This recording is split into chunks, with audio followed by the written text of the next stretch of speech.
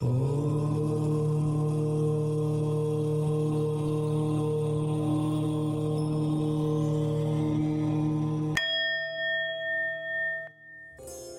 కాంతుల సమాహారమైన కార్తీక మాసానికి భగవద్భక్తులందరికీ పునఃస్వాగతం. మీరు అందిస్తున్న సహాయ సహకారాలకు మరియు మీరు చూపిస్తున్న ఉత్సాహానికి మీకు పేరు పేరున ధన్యవాదాలు తెలియజేస్తూ, మనమందరం ఎప్పుడు మన హైందవ సంస్కృతి మహోన్నత శిఖరాలను చేరుకొని అక్కడ మనము దిగ్విజయ పతాకం ఎగురవేయాలని, విశ్వమంతా సనాతన హైందవ సంస్కృతిలో మునిగి ఓలలాడాలని, విశ్వమంతా హైందవ సంస్కృతి పరిఢవిల్లాలని గాఢంగా ఆ శ్రీమన్నారాయణ్ని వేడుకుంటూ ఈరోజు మనము స్కాంద పురాణ అంతర్గత సంపూర్ణ కార్తీక పురాణము నిత్య పారాయణ గ్రంథము 14వ రోజున 27, 28 అధ్యాయములు పారాయణము చేయవలేను.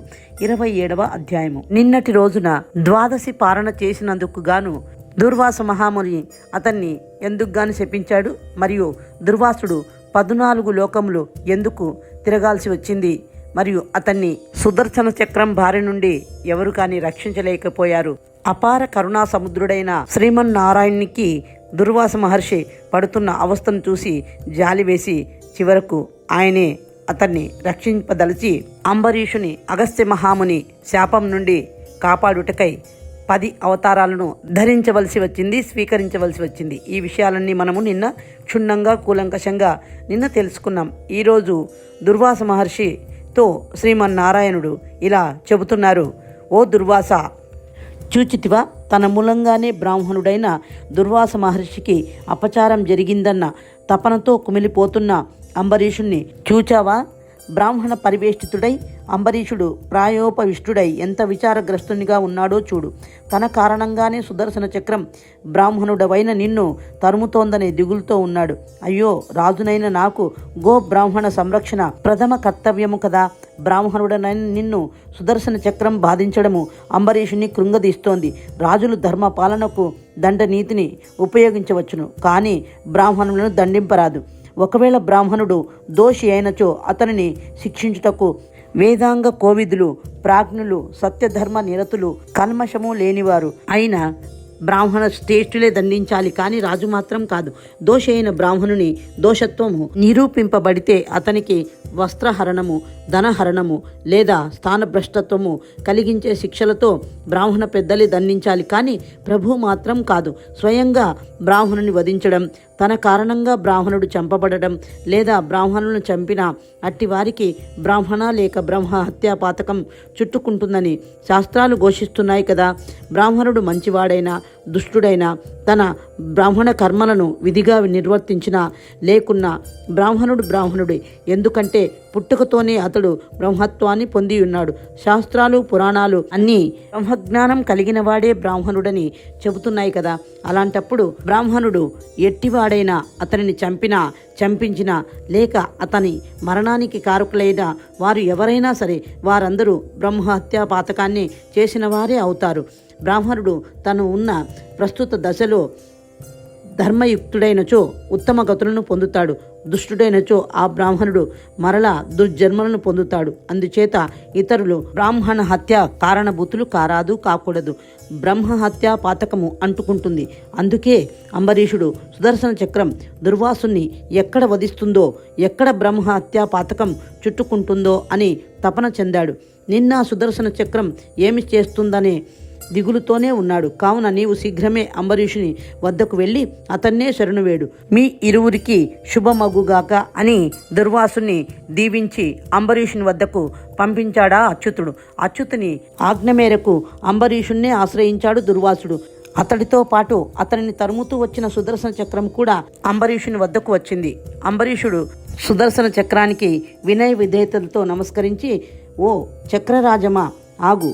పిరికి వారిని, భయభ్రాంతులైన వారిని, భీరువులను, పైగా బ్రాహ్మణులను హింసించడం న్యాయం కాదు కదా. శరణన్న వారిని, యుద్ధంలో వీపు చూపే వారిని, పిరికి వారిని, ప్రాణభయంతో బీతిల్లిన వారిని చంపకూడదనే ధర్మము నీకు తెలుసు కదా. అందుచే నా పలుకులు విశ్వసించి కొంచెము సేపు ఉపేక్షింపుము, నీకు ధర్మాధర్మములు తెలియగలవు అని అన్నాడు. 27వ అధ్యాయము సమాప్తము. విన్నారు కదా, అంబరీషుడు సైతం ఎంత ధర్మనిష్టాపరుడో. కనుక ఆ సుదర్శన చక్రాన్ని ఆపగలిగే శక్తి అతనికి వచ్చింది. కావున భక్తితో దేన్నైనా సాధించగలము అని మనకు అంబరీషోపాఖ్యానం తెలియజేస్తూ ఉన్నది. 28వ అధ్యాయము. అంబరీషుడు సుదర్శన చక్రాన్ని ఇలా అర్థిస్తూ ఉన్నాడు. ఓ సుదర్శనమా, ఆగు ఆగు, కంగారు పడకు, ఈ అల్ప బ్రాహ్మణుని చంపకు. నీకంతగా చంపాలని ఉంటే నన్ను చంపి నీ ఆకలి తీర్చుకో అని ప్రాధేయపూర్వకంగా అడిగాడు. కానీ సుదర్శన చక్రం వినలేదు. నన్ను ప్రయోగించిన తరువాత నేను శిక్షింపక వదలను. నేను దండించనిచో ఆజ్ఞాధిక్కార నేరం చేసిన వాడనవుతాను. కావున నన్ను ఆపకు అన్నాడు. దాంతో అంబరీషుడికి అహం దెబ్బతిని, ఓ చక్రరాజమా, ఈ దుర్వాస మహర్షిని విడిచిపెట్టకపోయావో నీతో యుద్ధానికి తలపడడానికి నేను కూడా సిద్ధమే. రాజధర్మం ప్రకారము నెమ్మదిగా చెప్పి చూచాను. రాజులు ఇతరులను అర్థించడం అధర్మం. విష్ణుభక్తి పరుడనైన నేను నీవు నా దైవం యొక్క ఆయుధమని ఇప్పటి వరకు ఉపేక్షించాను. నీవు ఈ బ్రాహ్మణుని వదలనిచో నీతో యుద్ధం చేయటం తప్ప నాకు వేరే గత్యంతరం లేదు. నీవు అప్రతిహ ఆయుధానివని నీకు అపజయమే ఉండదని నాకు తెలుసు. నేను నా బల పరాక్రమములు కూడా నిరూపించుకోవలను కదా. నేనే గనుక అకలంకమైన నిష్కలంకమైన శ్రీహరి భక్తుడనైతే నిన్ను నేల కూల్చగలను అన్నాడు. అంబరీషుని క్షాత్రపాఠవానికి ధర్మనీతికిని ఇంకనూ పరీక్షింపదలిచి సుదర్శనుడు ఇట్టన్నాడు. అంబరీష, ధర్మం ధర్మం అంటున్నావు. నా యజమాని ఆజ్ఞను పాటించడం నా ధర్మం కాదా?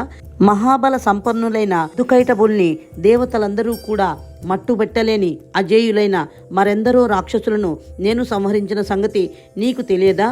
అట్టి నాతో నీవు యుద్ధమునకు తలపడుదువా? అత్యంత కోపోద్రిక్తుడు, కోపం వస్తే ముల్లోకాలను గజగజలాడించగల ఈ దుర్వాస మహాముని నా కారణంగానే కదా ఇప్పుడు దిక్కులేక దీనుడై ప్రాణభయంతో తల్లడిల్లిపోతున్నాడు. భక్తి శక్తి మిక్కుటంగా గల ఉభయ తేజో సంపన్నుడైన ఈ దుర్వాసుడే నాకు భయపడుతూ ఉండగా కేవలము క్షత్రియ అహంకార కారకమైన ఏకైక శివ తేజోమూర్తివైన నీవు నన్ను నిలుపగలవా? క్షేమం కోరువారు సంధి చేసుకుందురే కాని సమరానికి దిగరు. అలవి కాని చోట అధికులమని విర్రవీగరాదు. విష్ణు భక్తుడవని నిన్నింతవరకు ఉపేక్షించాను. లేనిపోని ఢాంబికాలకు పోయి నాశనం కావద్దు అని మరీ హెచ్చరించాడు. సుదర్శనుని హెచ్చరికతో అంబరీషుడికి ఆగ్రహం కట్టలు తెంచుకుంది. తీవ్రమైన కోపంతో ఎరిపెక్కిన కళ్ళతో, ఏమిటి సుదర్శన, ఏమిటా అతివాగుడు? నా స్వామి ఆయుధానివని ఇంతవరకు ఊరుకున్నాను. లేకుంటే నిన్నెప్పుడో నా శరముల కెరజేసి నిన్ను శతాధిక ముక్కలు గావింపకుందునా? నేను దేవ బ్రాహ్మణులపైన, స్త్రీ శిశువులపైనను, సాధు జంతువులపైనను బాణప్రయోగం చేయను. నీవు నిజంగా పురుషుడవైతే, నీలో పౌరుషత్వమే ఉంటే దివ్యత్వాన్ని ఆవలపెట్టి నాతో యుద్ధం చెయ్యి అంటూ సుదర్శన పాదాల ముందు పడేటట్లు 24 బాణాలను ఒక్కసారిగా వదిలాడు. ఈ హఠాత్ సంఘటనకు ఆశ్చర్యము పొందిన సుదర్శనుడు అతని బాణాల పాదాభివందనమునకు మెచ్చి అతని ధర్మరక్షణ దీక్షతో దేనికి జంకని అంబరీషుని పౌరుషత్వానికి ధీరత్వాన్ని చూసి సంతసించిన సుదర్శనుడు మందహాసం చేస్తూ, అంబరీష, అచ్యుతుడు నీ సంరక్షణార్థమై నన్ను నియోగించాడు. కానీ నీతో పోరు సలపడానికి కాదు, నిన్ను పరీక్షించాలనే అట్టు పలికితిని. కానీ విష్ణు భక్తుల పట్ల నేనెప్పుడైనా అమర్యాదగా ప్రవర్తించానా?